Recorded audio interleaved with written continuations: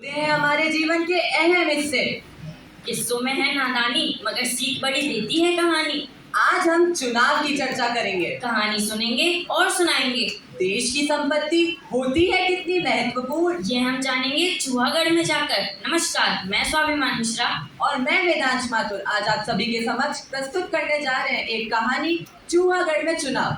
चूहागढ़ हमारे यहाँ के सरकारी गोदाम को यही नाम मिला।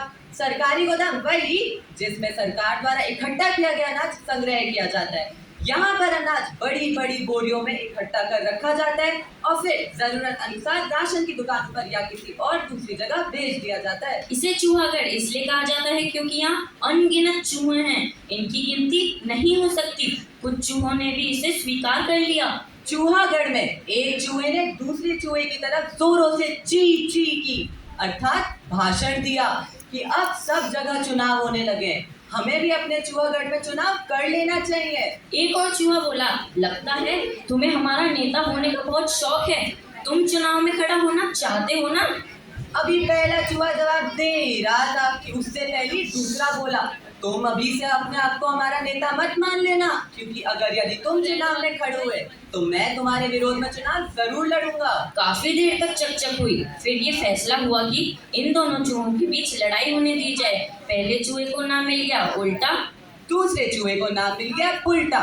एक दिन उल्टा पुल्टा के बीच बहस हो गई। उल्टा ने कहा, मैं ये चुनाव इसलिए जीतना चाहता हूँ क्योंकि मैं चूहागढ़ में सुधार की लहर लाना चाहता हूँ। अब देखो हम क्या करते हैं, जब कभी भी अनाज के बोरे या थैले यहाँ पर लाकर रखे जाते हैं तब इंसानों से पहले हम अपने तीखे दांतों से उन्हें काट देते हैं, जिसमें से थोड़ा सा ही अनाज खाते हैं और बहुत सा खराब करते हैं।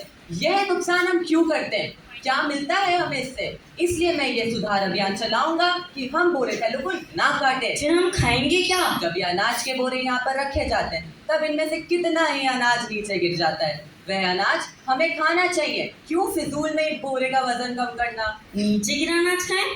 कभी इंसानों के घर में रहे हो, उनके तौर तरीके सीखे हैं, वह कभी नीचे गिरा अनाज नहीं खाते, बासी भोजन भी नहीं खाते, तो हम क्यों खाएं? उसे तो नीचे गिरा और बासी दोनों खाया जा सकता है। इंसान बासी किसे कहते हैं? कच्चे खाने को नहीं, इंसान बासी पके हुए खाने को कहते हैं। वह उनके घरों दुकानों में गेहूं चावल आदि बहुत सा रहता है, वह उसे धीरे धीरे इस्तेमाल करते हैं। हम यहाँ केवल अनाज ही खाते हैं जो इधर उधर बहुत पड़ा रहता है। हमने अपने सुरंग यानी बिल भी इसी प्रकार बनाए हैं कि बाहर जाकर फलियां पत्तियां आदि खाकर वापस आ सके।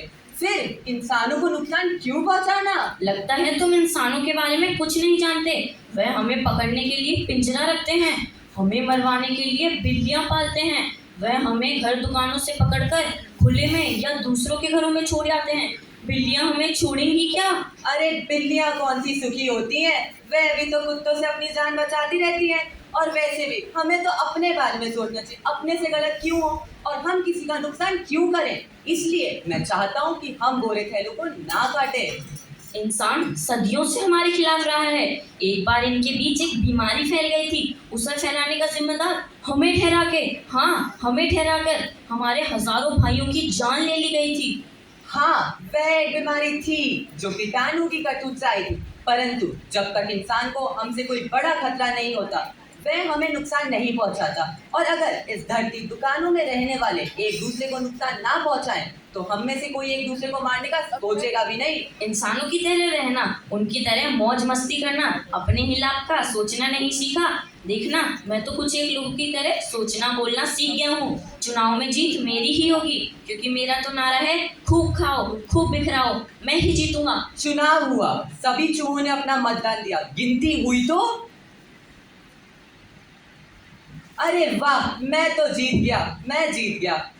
अरे मैं तो हार गया।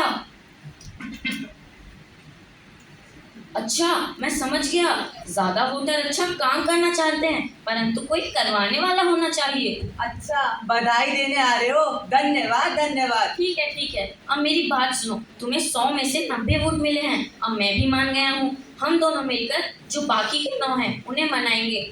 तुमने बहुत अच्छी बात कही है। अपने घोषणा पत्र में लिखा है कि एक मेरी तरफ से जोड़ है कि अब हम जो है यहाँ वहाँ खुले में शौच नहीं करेंगे। हम इसके लिए एक स्थान निश्चित करेंगे। हमारे शौच से अनाज दूषित होता है। जब हम किसी के लिए नुकसानदेह नहीं रहेंगे तो वह हमें क्यों मारेंगे। मैं तुमसे सहमत हूँ। हम अपने चूहागढ़ में सुधार करने के बाद दूसरे जगह स्थित चूहागढ़, चूहा कॉलोनी, चूहा गांव, चूहापुर में जाकर सुधार की लहर लाने के लिए काम करेंगे।